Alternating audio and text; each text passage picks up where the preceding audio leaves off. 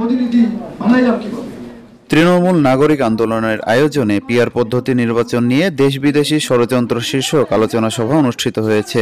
আজ বুধবার বেলা 11টায় জাতীয় প্রেস ক্লাবে তোফাজ্জল হোসেন মানিক মিয়া হলে এ সভা অনুষ্ঠিত হয়। মফিজুর রহমান লিটনের সভাপতিত্বে উক্ত সভায় প্রধান অতিথির বক্তব্য রাখেন বিএনপি চেয়ারপারসনের উপদেষ্টা জয়নুল আবেদিন ফারুক। বক্তব্যে তিনি বলেন, যারা শহীদ হয়েছেন তারা কারো ব্যক্তিগত সম্পদ নয়, তাদেরকে নিয়ে দয়া করে কেউ টানাহেচড়া করবেন না। যারা গণতন্ত্রের কথা বলে তারাই গণতন্ত্রকে গলা টিপে হত্যা করেছে। হাসিনার আমলে স্পিকারের দলীয়করণের কারণে সংসদ নিরপেক্ষ থাকতে পারেনি। আবু সাইদ মুগ্ধ, যারা জীবন দিয়ে এ সরকারকে বসিয়েছে তারা এখনো সংস্কার সম্পূর্ণ করতে পারেনি। তবে ডক্টর ইউনূস ও তারেক রহমানের বৈঠকের পর জনমনে স্বস্তি ফিরেছে। আপনাদের আত্মদানের মধ্য দিয়ে আমাদের এই ইউনূস সরকার, এই অন্তর্বর্তীকালীন সরকার 11 মাস অতিবাহিত হলো, এখনো সংস্কার শেষ করতে পারেন। আজকে দেখলাম ঐক্যমতের একটি সভা হচ্ছে। কবে ঐক্যমত হবে? কবে নির্বাচন হবে?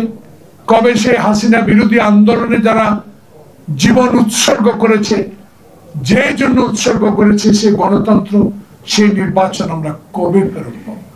নেতাকর্মীদের উদ্দেশ্যে ফারুক বলেন, তারেক রহমানের সাংগঠনিক শক্তিতে বিএনপি টিকে আছে। দেশের মানুষ যখন তারেক রহমান, খালেদা জিয়াকে ভালোবাসতে শুরু করেছে তখনই কিছু দল ষড়যন্ত্রে মেতেছে। সকল ষড়যন্ত্রের বিরুদ্ধে আগে যেভাবে লড়েছি আবারও সে সংগ্রাম করতে হবে।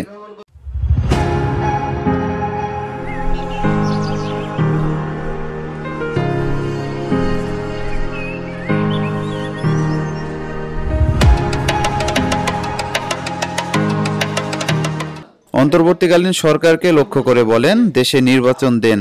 একটি নির্বাচিত সরকারের মাধ্যমে যেন দলীয়করণ প্রতিষ্ঠানগুলো মুক্ত করা যায়, গণতন্ত্র ফিরিয়ে আনা যায়। প্রফেসর ইউনূস সাহেব যখন লন্ডনে আমাদের নেতার সাথে সাক্ষাৎ করেছে, সারা বাংলাদেশের মানুষ খুবই খুশি হয়েছে। যতই এই 10 মাসে মনে কষ্ট থাকুক, আওয়ামী প্রেতাত্মারা সচিবালয়ে থাকুক, সচিবালয়ে আগুন দেয়, হিন্দুস্তানে বসে বাংলাদেশের বিরুদ্ধে কথা বলুক, কিন্তু আমাদের একটা আত্মবিশ্বাস আবার জন্মেছে ডক্টর ইউনূস এবং তারেক রহমানের বৈঠকের পর, যে দেশে একটি নির্বাচন অচিরেই মেয়াদ ঘোষিত হবে এবং ফেব্রুয়ারি মাসের মধ্যে একটা নির্বাচন অনুষ্ঠিত হবে। সভায় প্রধান বক্তা হিসেবে বক্তব্য রাখেন বিএনপির যুগ্ম মহাসচিব আব্দুস সালাম আজাদ। তিনি বলেন, পিআর শব্দটি একটি ষড়যন্ত্র। দেশে একটি অগণতান্ত্রিক পরিবেশ সৃষ্টির জন্য এগুলো উত্থাপিত করা হচ্ছে। একটি দেশ বিরোধী শক্তি ষড়যন্ত্র করে আসছে। তারা কখনো বিএনপির সাথে থেকেছে, কখনো হাসিনার সাথে থেকেছে। গত 17 বছর এত লোক মারা গেল, খালেদা জিয়া কারাবরণ করলো তত্ত্বাবধায়ক সরকারের মাধ্যমে একটি সুষ্ঠু নির্বাচনের কারণে। তবুও সেখানে পিআর পদ্ধতির কথা বলা হয়েছিল না। এই যে আজকে পিআর শব্দটা, এই পিআর শব্দটাকে আমি মনে করব এটা একটা ষড়যন্ত্র।